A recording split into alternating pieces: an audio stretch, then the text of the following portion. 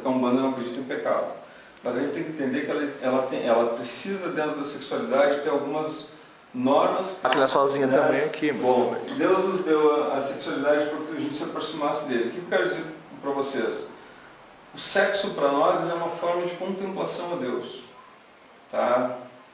Posteriormente vão vir afirmações sobre o sexo do lado de lá, como é que funciona o sexo na espiritualidade. Mas aqui eu quero que a gente entenda assim, ó, embora se tenha muito tabu sobre o sexo, desde que seja feito com amor, desde que seja uma troca sadia, não existe problema nenhum. A gente não tem nenhum tipo de problema com a sexualidade. Os motivos, por exemplo, de não fazer sexo antes dos trabalhos mediúnicos é somente por troca energética, que a gente vai compreender também um pouquinho mais adiante. A gente vai poder pontuar bastante esses assuntos, até para que a gente entenda. Obviamente, não quer dizer que porque a gente não tem tabu, que tu vai sair fazendo sexo com qualquer pessoa na rua, porque existe uma troca de energia e essa pessoa pode ter uma energia não tão boa.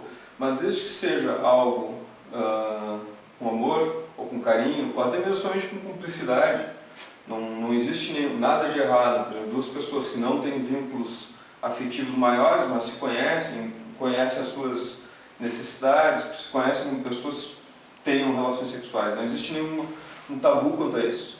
O único fator realmente que seria ruim que a outra pessoa, que esse sexo fosse um sexo doentio, mas fora isso não tem problema nenhum também quanto a isso.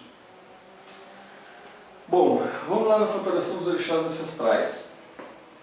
Nós temos os orixás ancestrais sentados em 7 tronos, né? Então nós temos os orixás ancestrais da fé, orixás ancestrais do amor, orixás ancestrais do conhecimento, da justiça, da lei, da evolução e da geração. Tá, eu vou pontuar eles para que a gente possa entender. Então os orixás ancestrais são Oxalá e Ogunã, no trono da fé, no trono do amor, Oxum e Oxumaré, no trono do conhecimento, Oxóssi e Obá, no trono da justiça, Xangô e Oroiná, ou Egunitá, trono da lei, Ogum e Ansã, trono da evolução, Obaluê e Nanã, Nanaburuquê, e no da geração, Iemanjá e Omulu. No trono da geração, a gente vai se aprender um pouquinho depois, que é o sétimo sentido, ela está ligada ao sétimo sentido da vida, que está muito relacionado à sexualidade, né? E a sexualidade, ela, estando no sétimo sentido da vida, ela está muito relacionada às nossas condições de criação, de geração. Então, uma pessoa que ela está muito desarranjada no sentido sexual, normalmente ela não é uma pessoa muito criativa. Não quer dizer que precise fazer sexo para ficar criativo. Tem gente que faz sexo e não é criativo, é bem burro. Mas não é o caso, tá? Bom, mundo terreno e espiritual. Eu estou indo rápido para ler, para a gente poder bater um papo mais livre depois, vocês saberem o que querem perguntar. Mundo terreno, parte física. Nós sabemos que nós estamos num dos 77 planos da vida e o nosso, até onde eu sei, é o único que é reencarnacionista. Então nós temos 77 e o nosso ele é como se tivesse uma cortina no meio. O lado espiritual e o lado terreno. Quem é que faz a aproximação entre os dois mundos? O médium. O médium é que consegue se comunicar com o lado espiritual e o lado espiritual consegue se comunicar com as outras pessoas através do médium. Todos somos médios? Todos somos médios. Mas todos nós temos uma mediunidade que a gente chama de mediunidade do povão, que é a intuitiva. Que é aquela, ó, vai lá pela outra rua e vai para aquela para ver que está assaltado. Essa mediunidade intuitiva é uma mediunidade comum.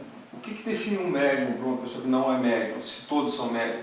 Médium é a pessoa que tem como missão o trabalho junto à espiritualidade e o auxílio ao próximo, ou não. Porque a mediunidade não escolhe lado bom nem lado ruim. A gente já sabe disso, né? Então, como nós somos seres espirituais, nós também fazemos, através do ato sexual, uma troca energética com o parceiro, ou com os parceiros, ou com as pessoas. É o que a gente tem que entender. Troca energética, o que a gente pode considerar como uma troca sexual, não necessariamente provém só do sexo. Às vezes existe uma afinidade com uma pessoa que tu não quer fazer sexo com ela, mas existe uma troca energética muito grande entre vocês, é praticamente como se fosse um ato sexual. A gente vamos aprimorar mais esse pensamento também.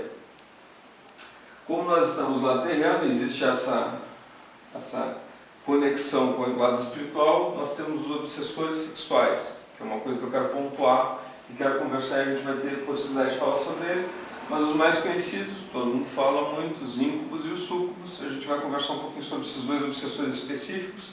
E lembrando que não são os únicos. Existem mais obsessores relacionados à área sexual e existem regiões umbralinas que são destinadas especificamente com pessoas que têm vícios sexuais. Existem regiões umbralinas e regiões abissais que esses espíritos vivem, que é bem, assim, bastante legal fazer uma visita. Para quem não sabe, muitos médiuns que fazem desdobramento vão nesses lugares. Então a gente tem relatos desses lugares quando eles são. Trocas energéticas espirituais, uma coisa importante. Quando a gente é obsediado, não existe uma troca energética. Quando a gente é obsediado, existe uma doação energética. A troca energética espiritual, ela se dá quando é saudável. Se eu for fazer, por exemplo, vou dar um exemplo. Vai lá, o Jorge resolve ir num prostíbulo. Vai pegar uma moça que trabalha lá e nós não temos preconceito com ninguém que faça nada. Cada um vai ter o seu tempo para corrigir os seus erros. Vai lá, o que acontece com essas pessoas que trabalham com sexo? Elas se desregram tanto o nível, o padrão vibratório delas, que já não existe mais uma doação de energia sexual delas. Elas somente absorvem a energia sexual. Então a pessoa que vai, por exemplo, se utilizar de um profissional do sexo, ela vai ter o gozo, mas ela não vai ter o prazer sexual. Ela vai se sentir desbloqueada energeticamente naquele sentido. Mas ela só doa, ela não recebe energia. Quem já fez sexo com alguém que gosta, alguém que ama, o que vai acontecer? Vai ter uma troca energética. Tu te doa e tu recebe energia. E aquela sensação, o êxtase, não se dá somente pelo gozo, porque gozar tu pode gozar até sozinho. Se dá pela troca de energia sexual, pela troca de energia entre as duas pessoas, pelas conexões chakrais que se fazem, por toda uma contemplação que existe no sexo. Isso é uma das coisas que vai diferenciar o sexo saudável para o sexo doentio. Então o que acontece? Mas e os outros tipos de sexo? A gente vai falar sobre eles, mas o que interessa para nós? O amor, as conexões, os sentimentos positivos, se isso está sendo legal ou não está. No caso das trocas energéticas, sempre vão ser assim. Quando não são assim, pode acontecer uma troca energética negativada? Pode. Mas a gente também vai conversar sobre isso quando duas pessoas na mesma polaridade fazem por curiosidade, por exemplo. Pode acontecer também. Aí existe uma troca energética que não vai fazer tão bem para a pessoa por motivos óbvios, porque ela vai se carregar no mesmo tipo de energia que ela já tinha. Tá? Equilíbrios e desequilíbrios sexuais. Esse é um dos outros fatores que vai fazer com que a gente tenha uma troca saudável ou não no sexo. E quando eu digo sexo, gente, até um aperto de mão é uma troca de energia sexual também. Tá? Troca de energia sexual pode se dar num olhar.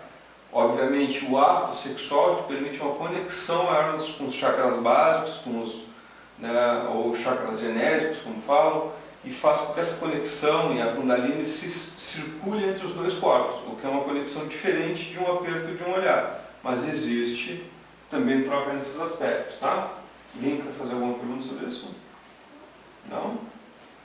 No caso das prostíbulos, no caso, existem pessoas que têm uma vida familiar, têm dinheiro, têm esposa bonita, tudo, mas são viciados. Tem.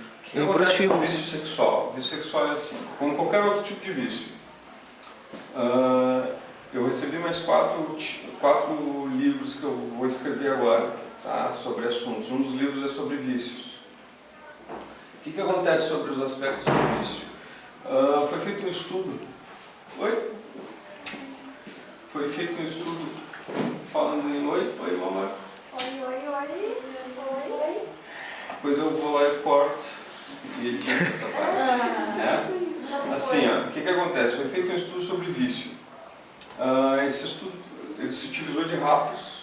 Um primeiro estudo que aconteceu há bastante tempo atrás se utilizou de ratos. E eles colocaram numa eu só vou pontuar isso para fazer entender sobre vício sexual também. E eles colocaram numa jaula, colocaram um rato e 2 águas, uma preenchida com heroína e cocaína e outra água pura, limpa. O que aconteceu? O rato que estava nisso aqui, ele se viciou naquela água com cocaína e heroína, algo que se esperava que acontecesse naturalmente. Só que resolveram colocar isso num outro plano de estudo. Aí o que fizeram? Pegaram ratos, vários ratos, colocaram água com cocaína ou heroína e uma água pura e colocaram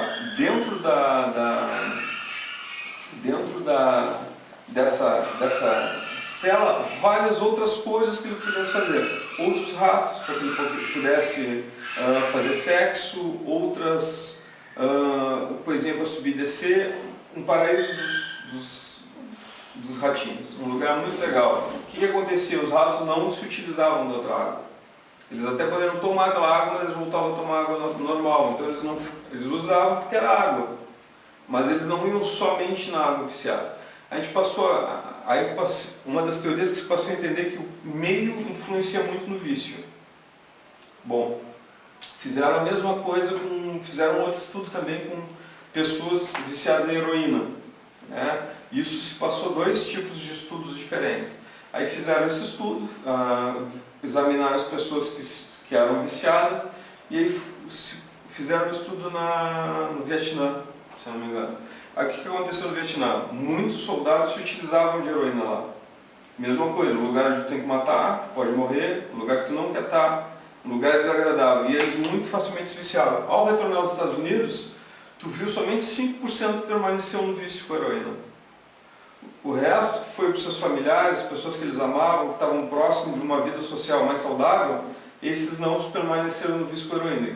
Quem já viu algum caso, algum filme, ou algum documentário falando sobre o vício de heroína, sabe que é um vício bastante complexo. E assim se dá com as situações. Ou, por exemplo, as pessoas que vão no hospital, quebram a perna e tomam remédios à base de opioides, que são como se fosse heroína, quando saem não permanecem viciados naquilo, embora exista uma pequena porcentagem que se vicie nisso também. O que se percebeu? Muito está na tua satisfação com a tua vida. Mas o que a gente percebe trazendo isso para o lado espiritual? Tu está num núcleo familiar, tu ter família, tu ter mulher, tu ter filho, não quer dizer que tu esteja feliz naquele meio que tu está. Então o que acontece? O sexo está num dos teus 7 sentidos da vida. A fé, conhecimento, amor, blá blá blá blá, geração, que é onde a gente vai batendo no sentido sexual. Não que os outros sentidos não influenciem nisso. Mas se tu não está satisfeito com nada, tu vai te viciar em alguma coisa, pode ser em sexo. Então é muito comum essas pessoas fugirem do seu meio porque elas não são felizes ali. Então, boa parte das estruturas viciadas no sexo também estão, porque no núcleo externo dele existe uma necessidade daquilo. Aí tu vai acrescentar ainda as ligações trevosas que essa pessoa faz, elas amplificam aquele ambiente que seria ruim, mas eles fazem com que exista uma desarmonia maior dentro da família, permitindo que aquilo se torne mais agradável e se conecte mais ali. Aí tu tem ainda as ligações de espíritos relacionadas a esse tipo de vício, assim como em qualquer outro tipo de vício, necessitam daquele tipo de energia para poder se sentir satisfeitos nas regiões que eles se encontram. Esses espíritos que são obsessores sexuais, e aí a gente foge só dos íncubos e súcubos, esses espíritos daí que são espíritos mais, digamos, básicos, necessitam desse tipo de energia, estão conectados a bolsões energéticos, bolsões de outros espíritos que também se alimentam desses espíritos através de cordões, e esses outros espíritos, esses bolsões, geralmente estão conectados a regiões mais umbralinas, com seres bastante inteligentes, mas bem mais trevosos, que se utilizam dessas energias para criações diversas. E aí a gente se aprofunda num outro tipo de coisa. Então, por isso é muito comum